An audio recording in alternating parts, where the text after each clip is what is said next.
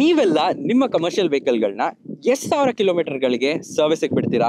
5,000, 10,000, 15,000?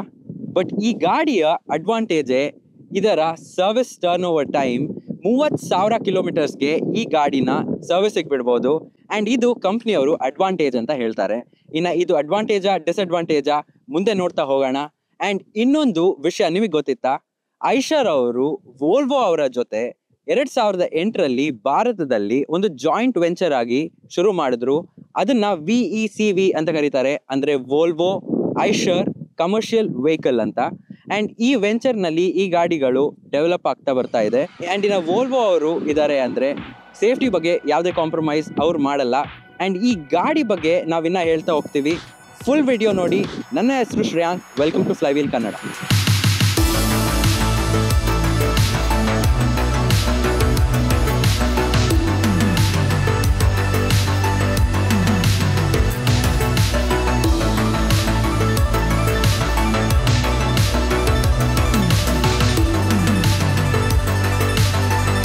ಇನ್ನು front design ಬಗ್ಗೆ ಮಾತಾಡೋದಾದ್ರೆ ನೋಡೋಕ್ಕೆ ತುಂಬ ಅಪೀಲಿಂಗ್ ಇದೆ, ಡೀಸೆಂಟ್ ಆಗಿ ಕಾಣುತ್ತೆ. ಆ್ಯಂಡ್ ಐಶರ್ ಅವರ ಎಕ್ಸ್ಪ್ರೋ ಎಲೆಕ್ಟ್ರಿಕ್ ವರ್ಷನ್ ಹೇಗೆ ಕಾಣಿಸ್ತಿತ್ತೋ ಹಾಗೆ ಕಾಣುತ್ತೆ. ಡಿಸೈನಲ್ಲಿ ಏನು ಚೇಂಜಸ್ ಇಲ್ಲ.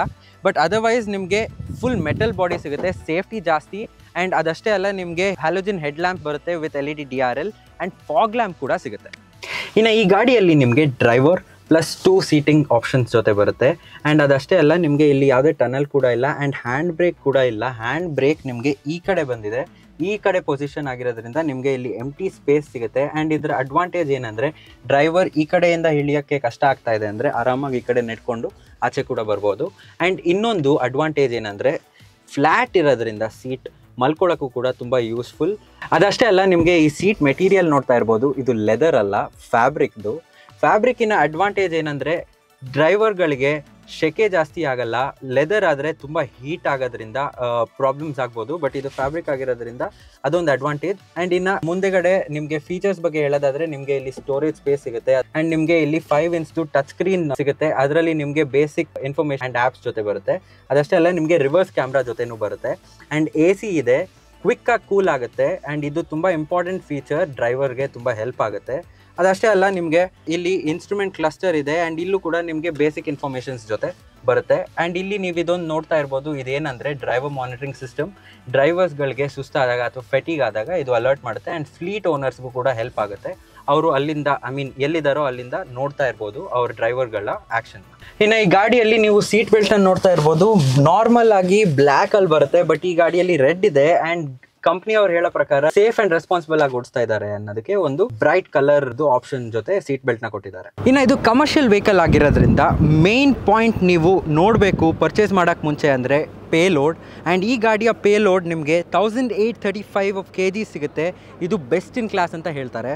ಅದಷ್ಟೇ ಅಲ್ಲ, ನಿಮಗೆ ಈ ಗಾಡಿಯಲ್ಲಿ R15 front rear and radial tube tyres with front disc and rear drum brake ಸಿಗುತ್ತೆ. ಇನ್ನು ಫ್ಯೂಯಲ್ ಟ್ಯಾಂಕ್ ಕೆಪಾಸಿಟಿ ಬಗ್ಗೆ ಮಾತಾಡಬೇಕು ಅಂದರೆ, ನಿಮಗೆ 60 ಲೀಟರ್ಸ್ ಆಫ್ ಫ್ಯೂಯಲ್ ಟ್ಯಾಂಕ್ ಸಿಗುತ್ತೆ. ಆ್ಯಂಡ್ ನಿಮಗೆ ಇದರಲ್ಲಿ ಪವರ್ ಸ್ಟೇರಿಂಗ್ ಸಿಗುತ್ತೆ. ಸೊ ಓಡಿಸೋಕ್ಕೆ ತುಂಬ ಈಸಿ.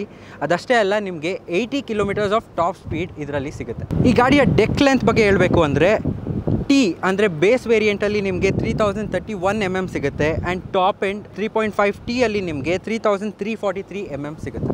ಫಸ್ಟ್ ಆಫ್ ಆಲ್, ನಾವು ಓಡಿಸ್ತಿರೋ ಗಾಡೀಲಿ ಲೋಡ್ ಇಲ್ಲ. ಆ್ಯಂಡ್ ಖಾಲಿ ಗಾಡಿನ ಓಡಿಸ್ತಿದ್ದೀವಿ. ಆ್ಯಂಡ್ ಇಂದೋರ್ನಲ್ಲಿ ನ್ಯಾಟ್ರಾಕ್ಸ್ ಅನ್ನೋ ಟೆಸ್ಟಿಂಗ್ ಫೆಸಿಲಿಟಿಯಲ್ಲಿ. ಸೊ ನಾನು ಒಂದು ಅಬ್ಸರ್ವ್ ಮಾಡಿದ್ದು ಏನಂದರೆ, ವೆಯ್ಟ್ ಇಲ್ಲದಿದ್ದ ಕಾರಣ ಜಾಸ್ತಿ ಸ್ಪೀಡಾಗಿ ಓಡ್ಸೋಕ್ಕಾಯಿತು. ಆ್ಯಂಡ್ ಸ್ವಲ್ಪ ಬಾಡಿ ರೋಲ್ ಕೂಡ ಕಂಡು ಬಂತು ಟರ್ನ್ಸಲ್ಲಿ. ಅಗೇನ್ ಯಾಕಂದರೆ ಲೋಡ್ ಇಲ್ಲದೆ ಇರೋ ಕಾರಣ. ಆ್ಯಂಡ್ ಮತ್ತು ಸಸ್ಪೆನ್ಷನ್ ಬಗ್ಗೆನೂ ಕೂಡ ನಮಗೆ ಅಷ್ಟಾಗಿ ತಿಳಿದು ಬರಲಿಲ್ಲ ಇದರಲ್ಲಿ ಓಡಿಸಿದ್ರೂ ಕೂಡ. ಯಾಕಂದರೆ ಥ್ರೂ ನಾವು ಬರೀ ಫ್ಲ್ಯಾಟ್ ರೋಡ್ ಮೇಲೆ ಓಡಿಸಿದ್ವಿ. ಸೊ ರಿಯಲ್ ವರ್ಲ್ಡಲ್ಲಿ ನಮ್ಮ ರೋಡ್ಗಳ ಮೇಲೆ ಪಾಟ್ ಹೋಲ್ಸ್ಗಳಲ್ಲಿ ಗಾಡಿನ ಇಳಿಸಿದಾಗ ಗೊತ್ತಾಗುತ್ತೆ ಇದರ ಸಸ್ಪೆನ್ಷನ್ ಹೇಗಿದೆ ಅಂತ.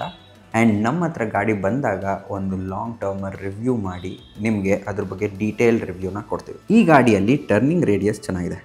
ಆ್ಯಂಡ್ ಕಂಪ್ನಿ ಹೇಳೋ ಪ್ರಕಾರ ಬೆಸ್ಟ್ ಇನ್ ಕ್ಲಾಸ್ 5.2 ಮೀಟರ್ದು ಬರುತ್ತೆ. ಇದರಿಂದ ನಿಮಗೆ ಟೈಟ್ ಜಾಗಗಳಲ್ಲಿ ಆ್ಯಂಡ್ ಚಿಕ್ಕ ರೋಡ್ಗಳಲ್ಲಿ ಈಸಿಯಾಗಿ ಟರ್ನ್ ಮಾಡ್ಬೋದು. ಆ್ಯಂಡ್ ಜಾಸ್ತಿ ಈ ಥರ ವೆಹಿಕಲ್ಸ್ಗಳನ್ನ ಈ ಥರ ಚಿಕ್ಕ ರೋಡ್ಗಳಲ್ಲಿ ಅಥವಾ ಟೈಟ್ ಜಾಗಗಳಲ್ಲಿ ಓಡಿಸೋದ್ರಿಂದ ನಿಮಗೆ ಮೇಯ್ನಾಗಿ ಇದು ತುಂಬ ಇಂಪಾರ್ಟೆಂಟ್ ಫೀಚರ್ ಆಗುತ್ತೆ. ಬ್ರೇಕಿಂಗ್ ಬಗ್ಗೆನೂ ಹೇಳಬೇಕು, ತುಂಬ ಕಂಫರ್ಟಬಲ್ ಇತ್ತು. ಹಾಗೆ ಲೋಡ್ ಇದ್ದಾಗ ಟೆಸ್ಟ್ ಮಾಡಿ ಹೇಳಿದ್ರೆ ಇನ್ನೂ ಅರ್ಥ ಇರುತ್ತೆ.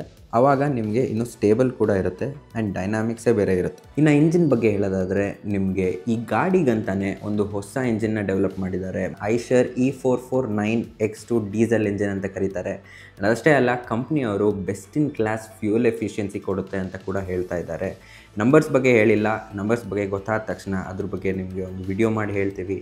ಆ್ಯಂಡ್ ಡ್ರೈವರ್ ಕಂಫರ್ಟ್ನ ಕೂಡ ತಲೆಯಲ್ಲಿಟ್ಕೊಂಡು ಇದನ್ನು ಡೆವಲಪ್ ಮಾಡಿದ್ದಾರೆ. ಅದಷ್ಟೇ ಅಲ್ಲ, ಈ ಗಾಡಿಯ power figures 80 horse power and 230 Nm torque produce ಮಾಡುತ್ತೆ. ಸೊ ಡೆಫಿನೆಟ್ಲಿ ಪವರ್ಫುಲ್ ಅಂತಲೂ ಕೂಡ ನಿಮಗೆ ಫೀಲ್ ಆಗುತ್ತೆ ಗಾಡಿನ ಓಡಿಸೋವಾಗ. ಸೊ ಇದನ್ನೆಲ್ಲ ಕನ್ಸಿಡರ್ ಮಾಡಿದ್ರೆ ಒಂದು ಪಿಕಪ್ ಟ್ರಕ್ನ ನೋಡ್ತಾ ಇದ್ದೀರಾ ಅಂದರೆ ಡೆಫಿನೆಟ್ಲಿ ನೀವು ಈ ಗಾಡಿನ ಚೆಕ್ ಮಾಡ್ಬೋದು, ಒಂದು ಟೆಸ್ಟ್ ಡ್ರೈವ್ ತೊಗೊಂಡು ನೋಡಿ. ಆ್ಯಂಡ್ ಇದೇ ಥರ ಆಟೋಮೊಬೈಲ್ ರಿಲೇಟೆಡ್ ಕಾಂಟೆಂಟ್ ಕನ್ನಡದಲ್ಲಿ ಬೇಕು ಅಂದರೆ ನಮ್ಮ ಪೇಜ್ ಫ್ಲೈವೀಲ್ ಕನ್ನಡನ ಸಬ್ಸ್ಕ್ರೈಬ್ ಮಾಡ್ಕೊಳ್ಳಿ ಆ್ಯಂಡ್ ಇನ್ಸ್ಟಾಗ್ರಾಮಲ್ಲಿ ಫಾಲೋ ಮಾಡಿ. See you again in the next video. Signing off. Bye-bye.